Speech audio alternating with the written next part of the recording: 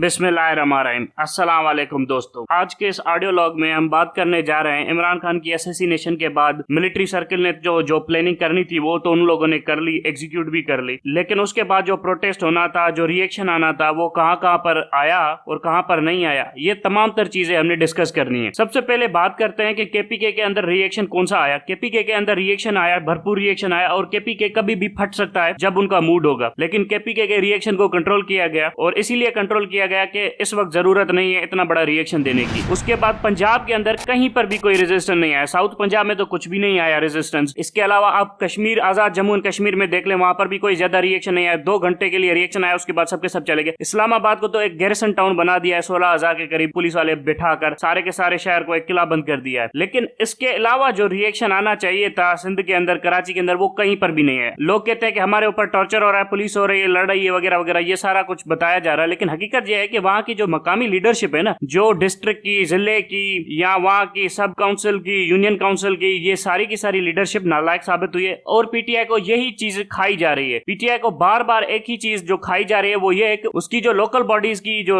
Leadership है वो कहां पर खड़ी होती है, उसके जो लोकल बॉडीज लीडर है वो कहां पर खड़े होते हैं, उसकी जो जिले की तंजीम है वो कहां पर खड़ी होती है, उसकी जो सूबाई तंजीम है वो कहां पर खड़ी होती है। एक तरह का रिएक्शन तो आ रहा है लेकिन कोई ऑर्गेनाइज रिएक्शन नहीं आ रहा। वजह क्या है? ये सारी की सारी चीजें, यहाँ तो पीटीआई के majority of the leaders compromise है, एस्टेब्लिशमेंट के साथ बैकडोर डील्स कर रहे हैं, दोनों तरफ खेलने की कोशिश कर रहे हैं। इस तरफ इमरान खान को कन्विंस करने की कोशिश करें कि हम आपके साथ है, दूसरी तरफ एस्टेब्लिशमेंट के साथ समझौता कर रहे हैं और हम आपके मुखालिफ नहीं है। और जब देखेंगे कि इमरान खान जीत रहा है, एस्टेब्लिशमेंट कमजोर हो रही है, तो इमरान खान को कहेंगे कि हम आपके साथ थे शुरुआत से, इसीलिए अब आप हमें सपोर्ट कीजिए और हमें बड़े बड़े ओहदे दीजिए। लेकिन जब देख रहे होंगे कि इमरान खान ढिच हो रहा है और एस्टेब्लिशमेंट जीत रही है, तो इमरान खान को छोड़कर एस्टेब्लिशमेंट के पास चले जाएंगे और फिर वही ड्रामा करेंगे, इमरान खान नामकबूल लीडर है, इमरान खान ये कह रहा है, वो कर रहा है, वो सारा का सारा ड्रामा जो होता रहता है। लेकिन यहाँ पर इमरान खान को भी एनालाइज करना चाहिए कि कौन सा लीडर खड़ा है, कौन सा लीडर भाग रहा है, ये सारी की सारी चीजें देखनी चाहिए। अब यहाँ पर आते हैं कि इमरान खान के बाद कौन सी ऐसी लीडरशिप उभर के आई है पीटीआई में से? कोई नहीं आया उभर कर। लोग कहते हैं शाह महमूद कुरैशी और असद उमर और शाह महमूद कुरैशी प्रेगमेटिक टेक्नोक्रेटिक बंदे हैं, वो इतने बहादुर नहीं है। पीटीआई को कोई ऐसा बंदा चाहिए जो बहादुर हो, जो सामने खड़ा हो सके, जो लड़ सके, जो इमरान खान की तरह हो। लेकिन यहाँ पर तो कोई बहादुरी नहीं बंदा बैठा हुआ, सारी की सारी लीडरशिप डल बैठी हुई है। लेकिन आपको यहाँ पर यह चीज देखनी चाहिए, पीटीआई ने बिल्कुल स्पोरेडिक रेजिस्टेंस दिया है, लेकिन पिंडी वाले लोगों को सलाम देना चाहिए। पिंडी वाले लोग फ्रंट पर खड़े हैं और एक अकेला शहर है, इनको कोई बाहर से मदद नहीं गई, कोई बाहर से कारकुन वगैरह नहीं गए, लेकिन पिंडी के अकेले शहर ने पूरा का पूरा रेजिस्टेंस दे दिया है। और इसमें मैं आपको बता दूं कि जो पिंडी वाले लोग हैं वो अपने बलबूते के ऊपर ये सारा रेजिस्टेंस दे रहे हैं। इसमें शेख रशीद, उसका टोला वगैरह कोई भी शामिल नहीं है और बहुत सारे ऐसे लोकल लीडर्स हैं जो इनकी मदद नहीं करे, बल्कि इनको आइडेंटिफाई करवा रहे हैं एस्टेब्लिशमेंट के हाथों कि ये लोग हैं जो आपके साथ पिंडी में मुखालिफत करें, जो आपके खिलाफ पिंडी में लड़ने की कोशिश करें, और एस्टेब्लिशमेंट उन्हें मार्क करती जा रही है। तो इस तरह का काम कर रहे हैं शेख रशीद और उसका टोला पिंडी के अंदर। लेकिन एनीवेज पिंडी वाले लोगों को फिर भी सलाम, क्योंकि उन्होंने अपने बलबूते के ऊपर ये छटा देने जो वो लड़ाई कर रहे हैं एस्टेब्लिशमेंट के साथ, पिंडी के अंदर भी और इस्लामाबाद के सामने भी। और कोई पीटीआई की लीडरशिप वहां पर नहीं गई है जो उन्हें लीड कर सके, बल्कि वहां की लोकल बॉडीज के लोग हैं जो लड़ रहे हैं और जो बड़ी कॉम्पिटेंसी शो करें, और जो सेंटर ऑफ ग्रेविटी बन गई है इस जंग की, वो पिंडी बन गई है। इस्लामाबाद की अब कोई वैल्यू नहीं बनी है, अब जो सेंटर ऑफ ग्रेविटी है इस जंग की वो बन गई है पिंडी। अब जितनी भी लड़ाइयां होनी है वो सारी की सारी पिंडी के अंदर ही होनी है, और पिंडी के अंदर पीटीआई की बहुत ज्यादा वर्कफोर्स है। मुझे तो बड़ा शक पड़ता है कि ये जो 15,000 फौजी इन्होंने डिप्लॉय किए हैं इस्लामाबाद के अंदर, वो तो सारे के सारे फजूल में बैठे रहेंगे। यहाँ पर यह बात भी नोट करने के लिए चाहिए कि 25 मई को जो लॉन्ग मार्च हुआ था, तब इस्लामाबाद की पुलिस और रावलपिंडी की पुलिस के साथ जो सबसे ज्यादा लोग लड़े थे वो पिंडी वाले थे। पिंडी वालों ने सारा का सारा इस्लामाबाद, ये रावलपिंडी वगैरह सब कुछ खाली करवा दिया था। तो पिंडी वालों ने बहुत ज्यादा लड़ाई की है एस्टेब्लिशमेंट के साथ, और एस्टेब्लिशमेंट को सबसे ज्यादा चीज जो हांट कर रही है ना, जो उन्हें तकलीफ दे रही है कि पिंडी के अंदर उनके साथ ये सब कुछ हो रहा है, पिंडी के अंदर जो कुछ भी होता है वो एस्टेब्लिशमेंट के मुंह के ऊपर तमाचा होता है। इसीलिए आपने देखा होगा कि जिमनी इलेक्शन में जो सीट थी वो पिंडी की ही चोरी करने की कोशिश की गई थी कि ये साबित किया जाए कि पिंडी के अंदर वो पॉपुलर नहीं है, क्योंकि एस्टेब्लिशमेंट हमेशा से चाहती है कि पिंडी के अंदर कोई ऐसी सियासी जमात हो, कोई ऐसा सियासी असल रसूख हो जो हमेशा एस्टेब्लिशमेंट को सपोर्ट करता फिरे। अगर एस्टेब्लिशमेंट को सपोर्ट नहीं करता तो पिंडी के अंदर एस्टेब्लिशमेंट की थुथु हो जाती है और एस्टेब्लिशमेंट को ज्यादा साइकोलॉजिकल और ऑप्टिकल असर पड़ता है। सो यहाँ पर जो पिंडी रेजिस्ट कर रहा है, ये सबसे बड़ा रेजिस्टेंस बन रहा है एस्टेब्लिशमेंट के लिए, और इसीलिए आप देख रहे होंगे कि वहां से इस्लामाबाद की पुलिस ज्यादा से ज्यादा पिंडी के अंदर आकर लड़ने की कोशिश कर रही है, इसीलिए क्योंकि उन्हें कहा जा रहा है कि आप पिंडी को कंट्रोल करें, इस्लामाबाद को छोड़े, और पंजाब पुलिस पीछे हटती जा रही है और कह रही है कि इस्लामाबाद के अंदर अब पिंडी भी आ गया है। इस तरह के ड्रामे वगैरह किए जा रहे हैं। मेरी एक एडवाइस होगी पिंडी के लोगों के लिए, अगर कोई सुन रहा है तो उनको ये एडवाइस है कि इनको ट्रैप करे पुलिस वालों को। मैं देख रहा हूँ ना जितनी भी ऑडियोज है, वीडियोज है वगैरह वगैरह, उनमें से ये समझ में आ रहा है कि ये जो इस्लामाबाद पुलिस के लोग हैं ये तकरीबन 500 से ज्यादा का जत्था नहीं होता एक जगह के ऊपर, और फिर वो भाग भाग कर आते हैं और फिर पिंडी के अंदर घुसते हैं और फिर लड़ते हैं, फिर पीछे चले जाते हैं। इनको थोड़ी सी संकरे रास्तों में, थोड़ी सी घटियों में घुसाने की कोशिश करें। पुराने जमाने में एक जंगे होती थी, वहां पर एक बड़ी अच्छी चाल चली जाती थी। वहां पर यह किया जाता था कि एक छोटा सा लश्कर सामने खड़ा किया जाता था, जिसके बाद दुश्मनों को एक छलावा दिया जाता था कि ये हमारा छोटा सा लश्कर है, आप आए इसके ऊपर हमलावर करें। और फिर जब दुश्मन उसके ऊपर हमला करने की कोशिश करते थे, वो पीछे भागते जाते थे, पीछे भागते जाते थे, ताकि उनके पूरे के पूरे लश्कर को एक ऐसी जगह पर लाया जाए जहां पर उनको चारों तरफ से घेर कर अच्छी खासी कुट लगाई जाए। सो इस्लामाबाद पुलिस को भी पिंडी वालों को यह करना चाहिए कि इनके सामने छोटे से कारकुन रखे और फिर देख लीजिएगा कि वहां की एफसी को बड़ा मजा आ रहा है आगे बढ़कर लड़ने में, फिर इनको आने दीजिए आगे बढ़कर लड़ने के लिए, और फिर इनको ऐसी जगह पर ट्रैप कीजिए जहां पर इनको चारों तरफ से घेरा जाए और फिर अच्छी खासी कुट लगाइए। कुट मतलब ऐसे लगाए कि 2-3 हड्डियां तोड़ दीजिए ताकि डिसफंक्शनल हो जाए और इनकी तादाद कम हो जाए। पहले ही यहाँ पर सिर्फ 16,000 के करीब फोर्स मौजूद है, जो भी 12-12 घंटे की शिफ्टों के ऊपर काम कर रही है, और उसके बाद फटीक है, इनके अंदर बड़ी थकावट है, रोज की ड्यूटीज वगैरह कर करके ये लोग थक गए। इसमें सबसे ज्यादा चीज ये है कि इंड्योरेंस टेस्ट होता है। अगर आप इंड्योर यानी बर्दाश्त कर लेते हो लॉन्ग फाइट को, तो आप कामयाब हो जाओगे। मुझे नहीं लगता कि इस्लामाबाद की फोर्स लॉन्ग फाइट को बर्दाश्त कर सकती है इस वक्त, क्योंकि आप उनकी वीडियोस वगैरह देख रहे हैं, वो बार बार क्रम्बल डाउन करने की कोशिश करें, यार हमें कुछ नहीं दिया जा रहा, वो नहीं किया जा रहा, वो नहीं किया जा रहा। अगर आपने इसके ऊपर जंग बार बार करते रहे, इनको